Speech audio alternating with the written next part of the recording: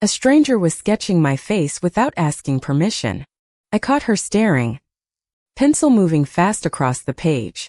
"You have a stubborn jaw," she said, not looking up. I should have walked away. I didn't.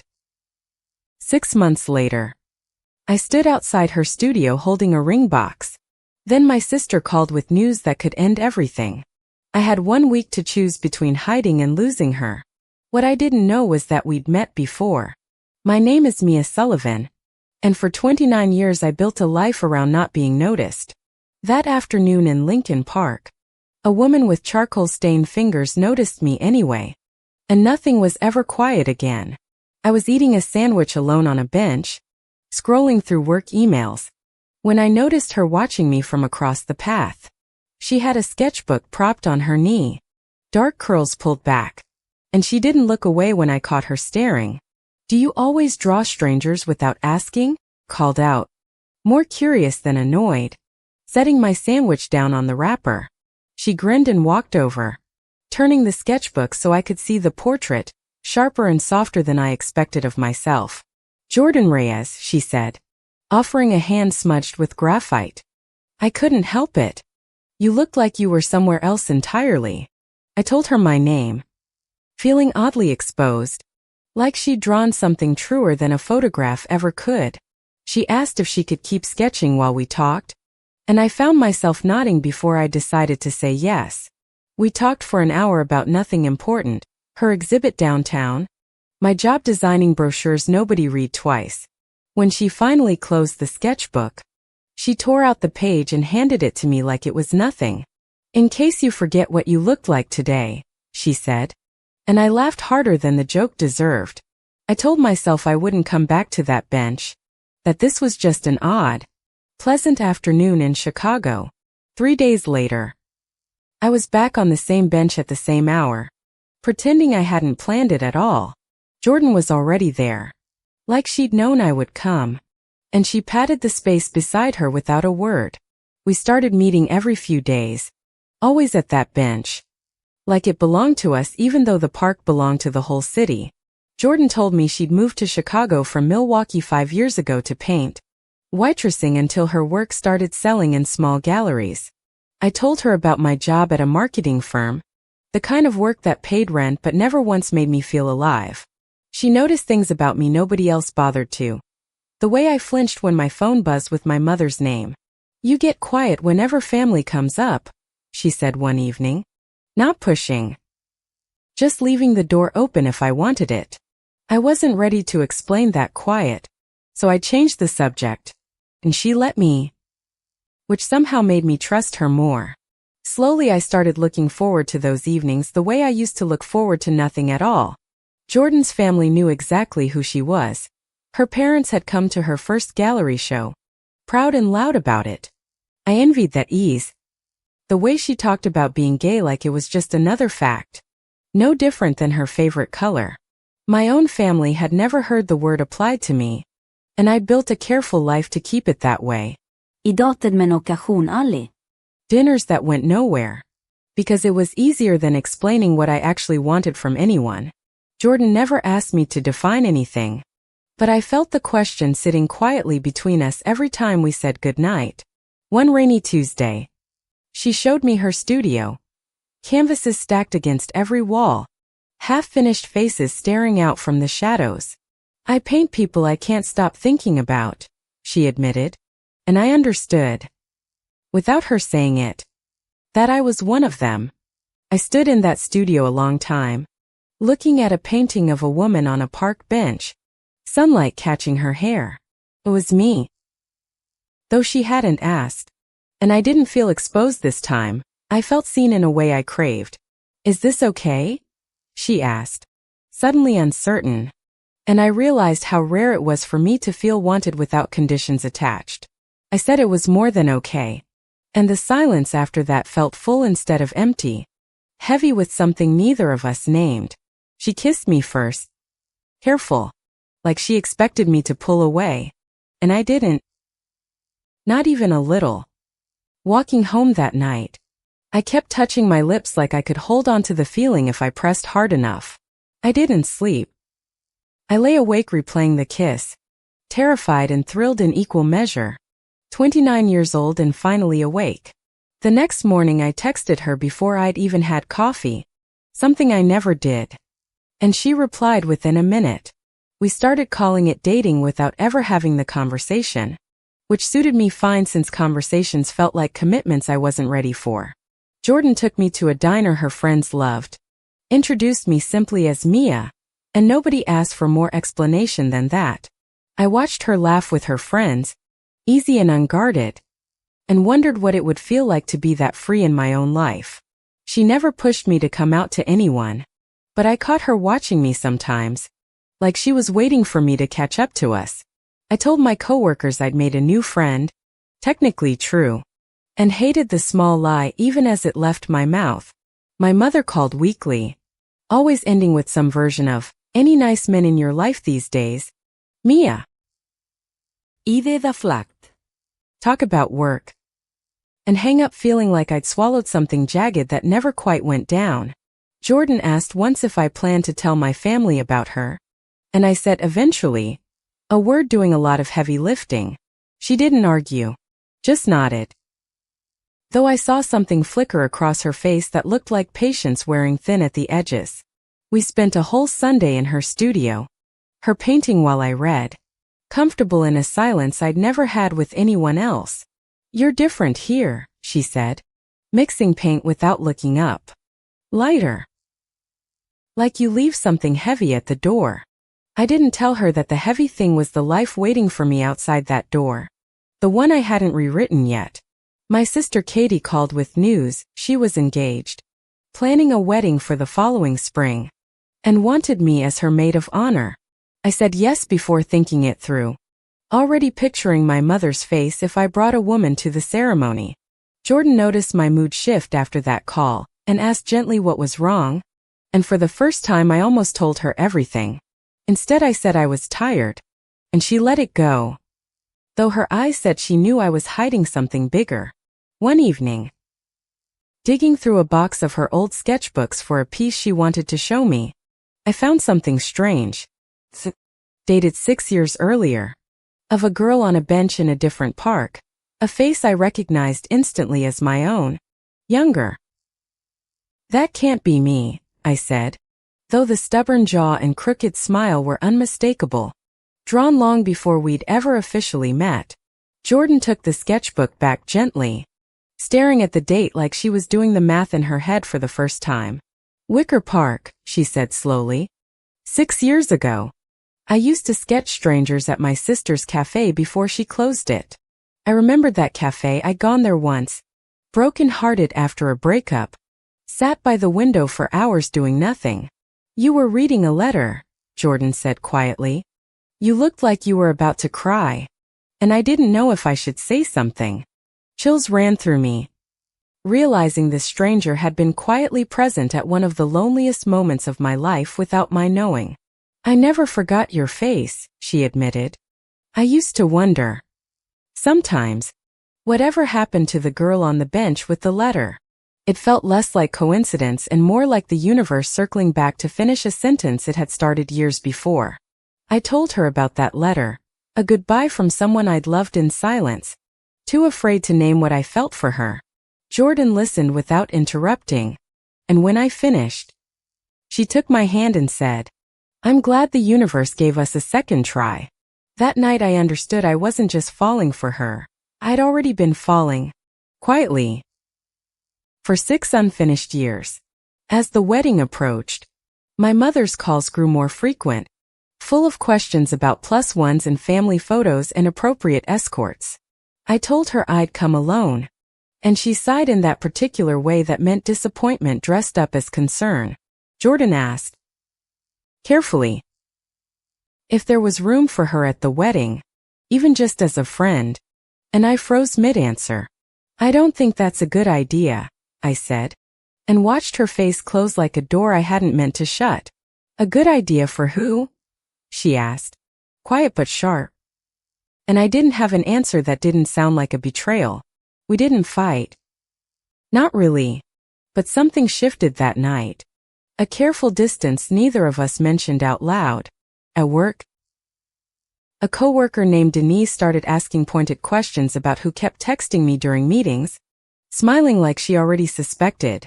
I laughed it off, said it was nobody, and caught Denise exchanging a look with another coworker that made my stomach drop. Jordan and I kept seeing each other, but the ease from before had thinned, replaced by careful topics and unfinished sentences. "I'm not asking you to shout it from a rooftop," she said one night. "I'm asking if I'm someone you're building a life with, or someone you're hiding." I didn't have an answer, and my silence answered for me, loud enough that she left before I found the words.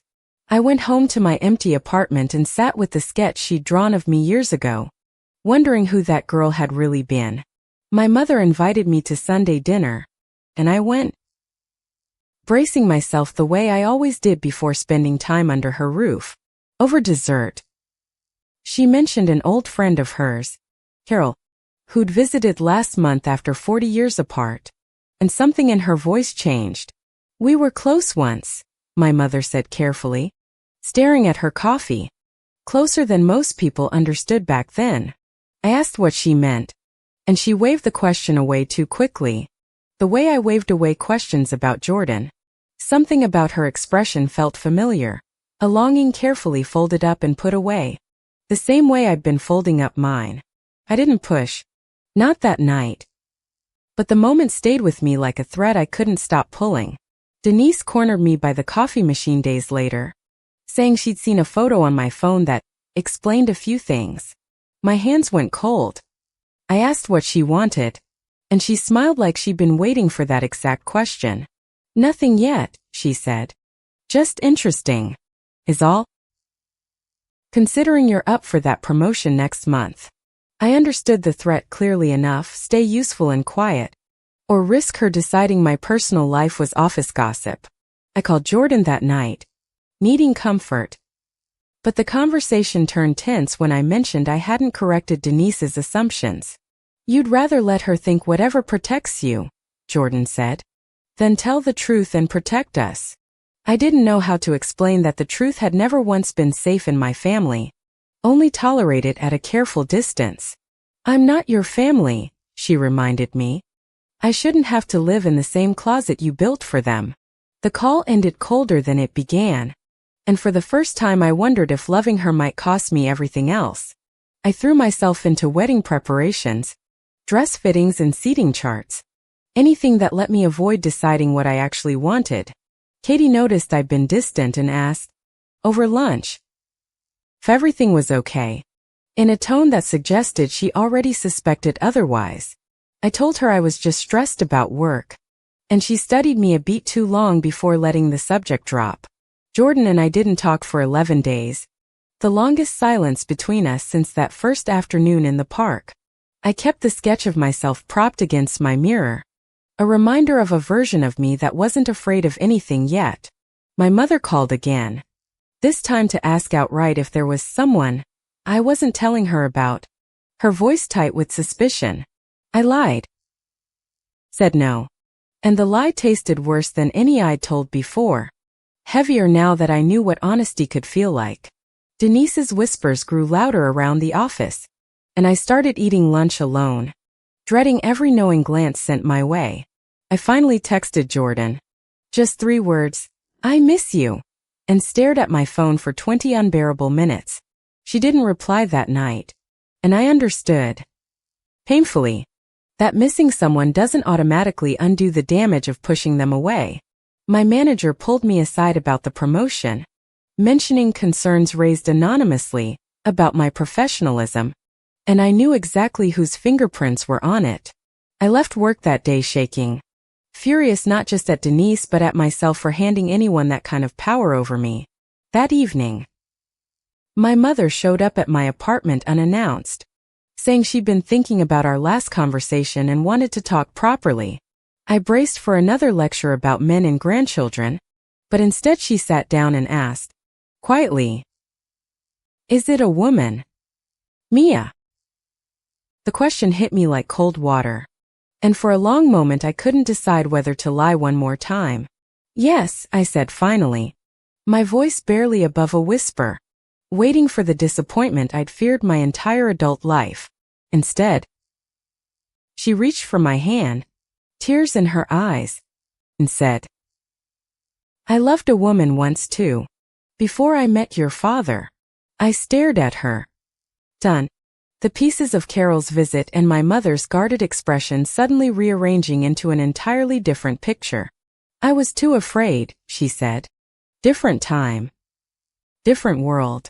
And I let fear decide for me. I don't want that for you." I cried harder than I had in years.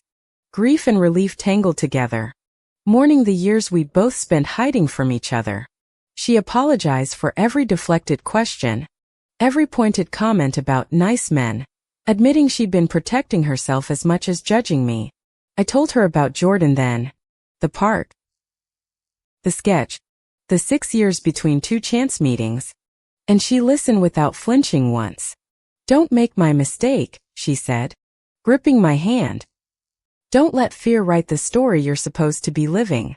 For the first time in weeks, I felt something like hope, though I still didn't know if Jordan would forgive my silence. The next morning, I marched into HR and reported Denise before she could report anything else, tired of letting fear dictate my choices. The HR director listened carefully, then told me flatly that gossip about my personal life had no bearing on any promotion decision. Denise was called in separately, and within the week, the whispers around the office quieted, replaced by an uneasy, watchful silence. I felt lighter walking out of that building, like I'd reclaimed something Denise had been slowly chipping away for months. I went straight to Jordan's studio afterward, uninvited, heart pounding harder than it had before any job interview I'd ever had. She opened the door with paint on her hands and surprise on her face, not quite ready to let me in yet. "I told my mother," I said before she could speak, "and my coworker. And I'm telling you I'm done hiding you away." Jordan's expression softened, but she crossed her arms, still guarded from 11 days of silence I'd left unanswered. "It's not that simple," she said. "You can't undo weeks of feeling like an afterthought with one good week of courage." I told her she was right, that I'd hurt her, and that I understood if trust wasn't something she could hand back immediately. She let me in, finally, and we talked for hours, the kind of honest conversation we'd been avoiding since the wedding first came up. "I need to know this isn't a phase of bravery that fades the second things get hard again," she said, watching me carefully. I promised her it wasn't, though I understood promises meant nothing yet without actions to prove them over time. We agreed to slow down, rebuild trust instead of rushing back to where we'd been before the silence broke us.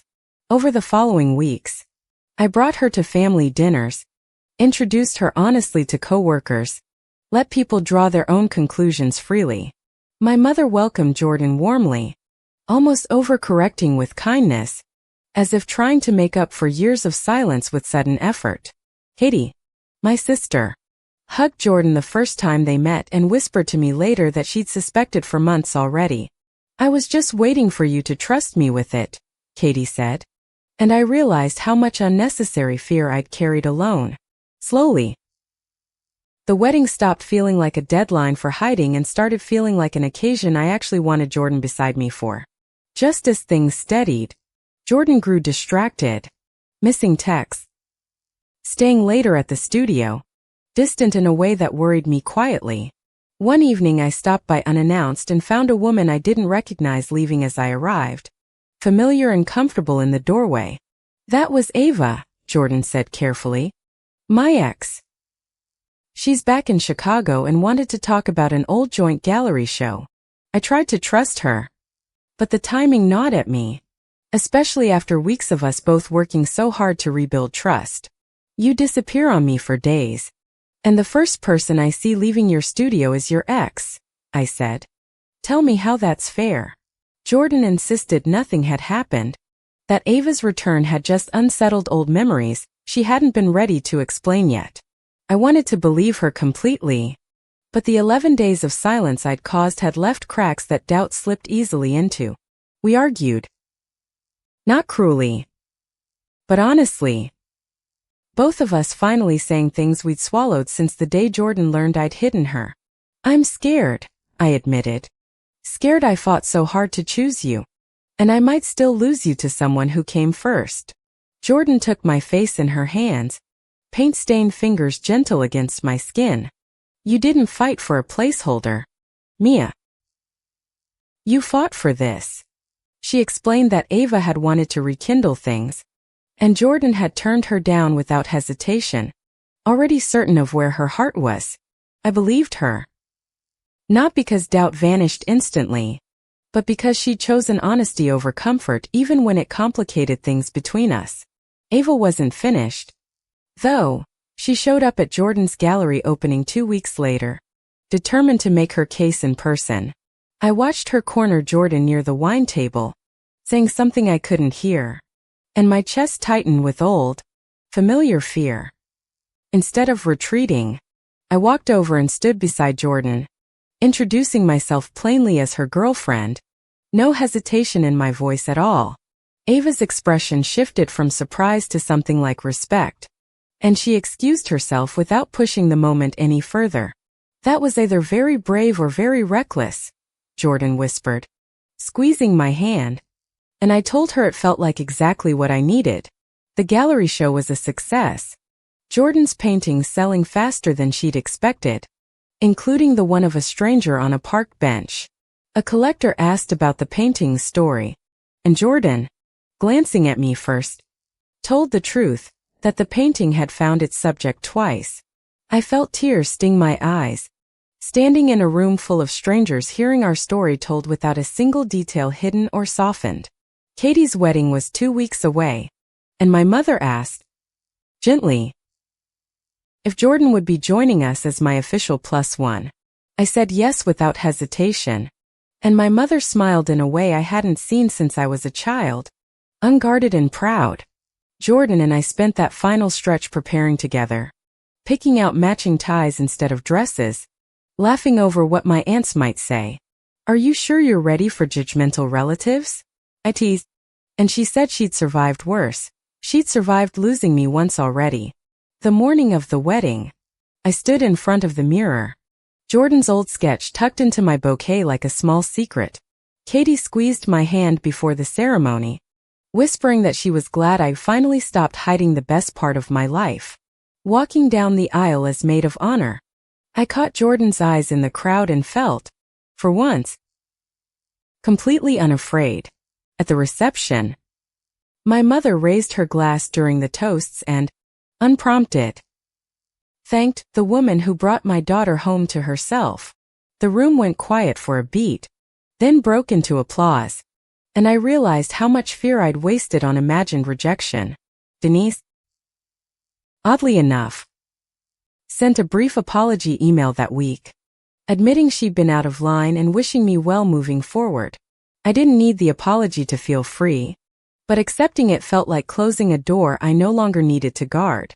That night, dancing with Jordan under string lights, I understood that courage hadn't erased my fear. It had just finally outweighed it. Months passed, and life folded Jordan into every corner of mine. Dinners with my mother, holidays with my sister, ordinary Tuesdays that felt extraordinary. Then my company offered me a regional director position, a real promotion, contingent on relocating to a satellite office in Dallas within 2 months. It was everything I'd once quietly hoped for, a title, a raise, proof that I could succeed without hiding anything anymore. But it also meant leaving Chicago, leaving the bench, the studio, the gallery, and asking Jordan to either follow or let me go. I sat with the offer for days, unable to decide whether ambition and love were things I actually had to choose between. Jordan noticed my hesitation and asked outright what was wrong, and this time I didn't hide anything from her at all. I don't want to ask you to give up your galleries and your community for my career, I said, voice shaking. That's not fair. Then don't ask, she said simply. Let me choose it myself. The way you finally chose me. She reminded me that art could be made anywhere, that she'd built a life from nothing once already, and could build again beside me. So, I worried, remembering how it felt to be the one who almost lost everything by choosing wrong. Afraid of repeating an old pattern. My mother, of all people, was the one who finally cut through my spiraling with a question I hadn't expected from her. Are you asking permission to want two things at once? She said. Or are you scared happiness might actually last this time? Her words landed hard, echoing Carol's name and the decades my mother had spent wondering what she'd lost by choosing fear. I realized I'd been treating this decision like a punishment waiting to happen instead of a life I was finally allowed to want. I turned down the Dallas relocation, not out of fear this time, but because Chicago held the first honest life I'd ever built. My company offered a smaller promotion locally instead. Less glamorous, but enough. Paired with a life I wasn't willing to trade away. Jordan, hearing my decision, went quiet for a long moment before saying she had something she'd been planning to ask me anyway. She led me back to Lincoln Park, to our bench, now facing a construction fence, the whole area slated for renovation that spring. They're tearing this section down next month, she said. I wanted to ask you here, before it stopped being ours. She pulled out a small ring, hand shaking slightly, and asked if I'd build a life with her that didn't need permission from anyone. I said yes before she finished the question, laughing and crying at once, thinking of the girl who'd once run from this exact bench. We told my family together that weekend, and my mother cried, hugging Jordan tightly, calling her the daughter she never expected to gain twice over. Katie insisted on planning at least half of the wedding, joking that she owed me for years of being the only openly happy sister. Denise, unexpectedly, asked to be added to the guest list, and I decided forgiveness cost less than carrying old grudges forward. We chose a small ceremony in the fall, in a different park across town. Since the old benches park was still under construction, Jordan painted a final portrait for the occasion, not of me alone this time, but of us, seated together, unguarded and unafraid.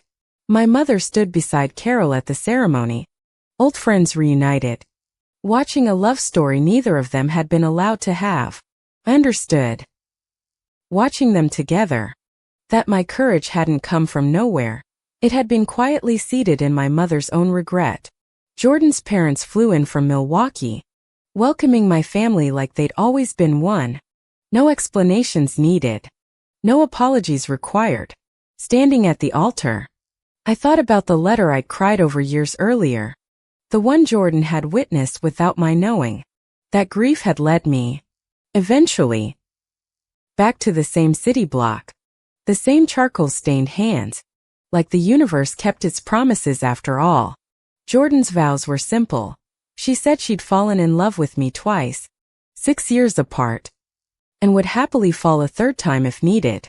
I promised her honesty, the one thing I'd withheld longest and valued most once I finally learned how to give it freely.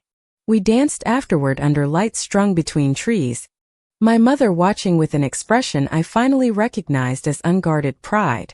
Katie caught the bouquet, laughing, insisting it didn't count since she was already married, and Jordan teased that fate rarely cared about rules. Late that night, walking home together, Jordan admitted she'd kept the 6-year-old sketch of me in her wallet the entire time we dated. I never stopped hoping I'd find that girl again, she said. Long before I knew she'd become the person I couldn't live without. I told her I was glad the park bench had been patient enough to wait for both of us to catch up to it. A year later, we opened a small gallery together near that same park, hanging Jordan's paintings beside photos of a family that finally saw me whole. I no longer flinch at questions about my life. I answer them proudly. Married to the woman who once dared to sketch a stranger without asking. Fendi.